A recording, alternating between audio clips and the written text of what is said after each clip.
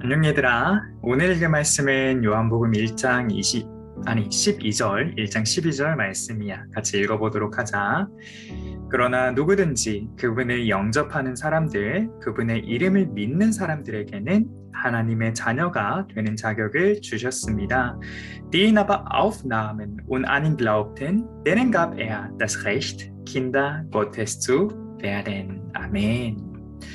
아마 너희들은 이미 이 말씀이 무슨 뜻인지 너무 많이 들어서 너무 많이 배워서 잘 알고 있을 거야. 하지만 정말 중요한 말씀이기 때문에 오늘 이 시간을 통해서 조금이라도 더 배우고 또 잘 기억할 수 있도록 끝까지 집중해서 함께 해보자.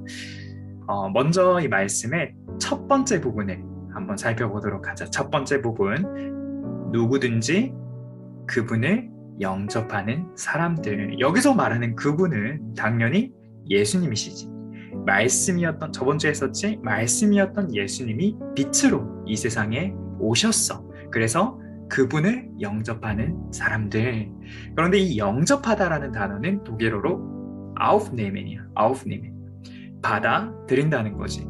그냥 예수님의 존재를 안다는 게 아니라 예수님이 하나님이시라는 것, 그리고 빛으로 이 땅에 오셨다는 것, 그리고 우리의 주인이라는 것을 우리가 인정해야 된다는 거야. aufnehmen 해야 된다는 거야.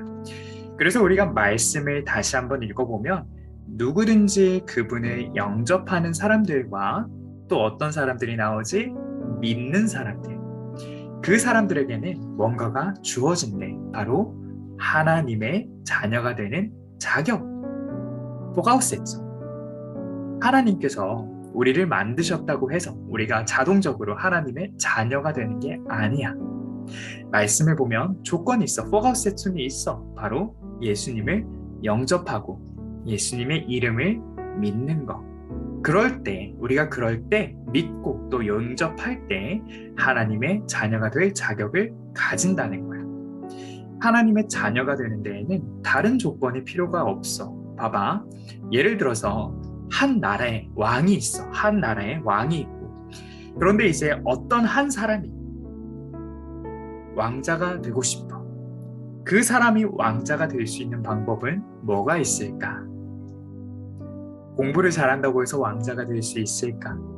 아니면 일을 열심히 한다고 해서 왕자가 될 수 있을까? 아니면 멋지거나 또 아름다워야 하는 건가? 아니지.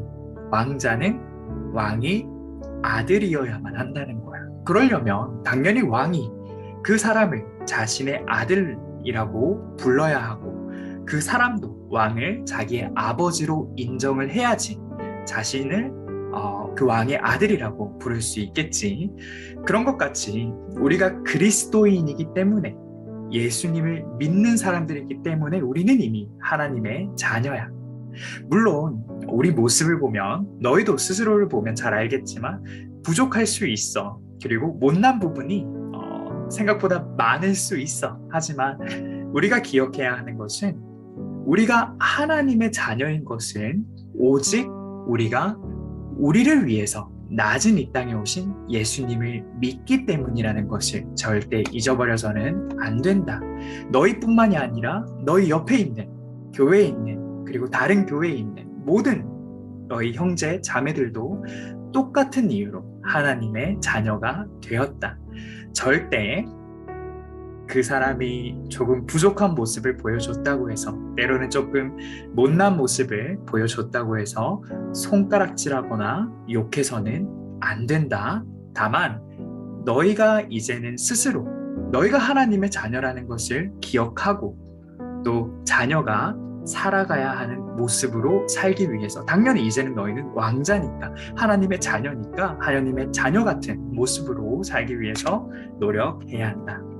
너희 한 명 한 명은 하나님의 자녀이기 때문에 모두 소중하다는 사실을 잊지 말고 또 너희에게 우리에게 믿음이 주어졌고 하나님이 우리를 자녀로 삼으셨다는 사실이 얼마나 큰 은혜이고 우리가 감사해야 하는 하나님의 선물인지도 기억해야 한다. 우리는 정말 감사할 수밖에 없는 사람들이라는 거지.